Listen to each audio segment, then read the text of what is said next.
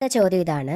Sajin 800 metre നീളമുള്ള ഒരു പാലം 8 മിനിറ്റ് കൊണ്ട് നടന്നു. എന്നാൽ സജിൻ്റെ വേഗത എത്ര? അപ്പോൾ വേഗത കണ്ടുപിടിക്കാനുള്ള സമവാക്യം നമുക്കറിയാം. വേഗത എങ്ങനെ കണ്ടുപിടിക്കും?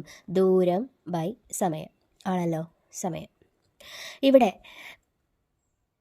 പാലത്തിൻ്റെ നീളമാണ് എന്തെന്ന് പറയുന്നത് ഇവിടുത്തെ ദൂരം. അപ്പം നമുക്ക് ദൂരം കിട്ടി. എത്രയാണ് ദൂരം? എത്രയാണ്? 800 മീറ്റർ. ഓക്കെ ആണല്ലോ. ഇനി പറഞ്ഞു 8 മിനിറ്റ് കൊണ്ടാണ് നടന്നത്. അപ്പോൾ നമുക്കറിയാം 1 മിനിറ്റ് എന്ന് പറഞ്ഞു കഴിഞ്ഞാൽ എത്ര സെക്കൻഡാണ്? 60 സെക്കൻഡ്. ഓക്കെ ആണേ. അപ്പോൾ 8 മിനിറ്റ് എന്ന് പറയുമ്പോൾ എത്രയായിരിക്കും?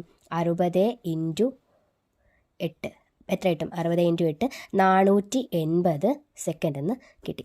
അപ്പോൾ നമുക്ക് ദൂരവും കിട്ടി, സമയവും കിട്ടി. ഇനി എന്ത് കണ്ടുപിടിക്കാം? വേഗത കണ്ടുപിടിക്കാം. അപ്പം വേഗത = 800/480. ഇനി ഒരു കാര്യവും കൂടിയുണ്ട്. നമുക്ക് എങ്ങനെയാണ് വേണ്ടത്? km/hലല്ലേ വേഗത വേണ്ടത്.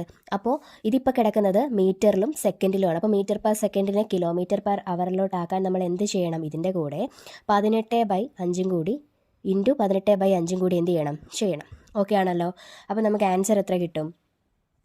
നമുക്കറിയാം 80/5 എന്ന് പറയുമ്പം 80/5 എന്ന് പറയുമ്പോൾ 16 കിട്ടും. അപ്പോൾ 16 ഇൻറ്റു 3 48. അപ്പോൾ നമുക്ക് ഇതും വെട്ടാം.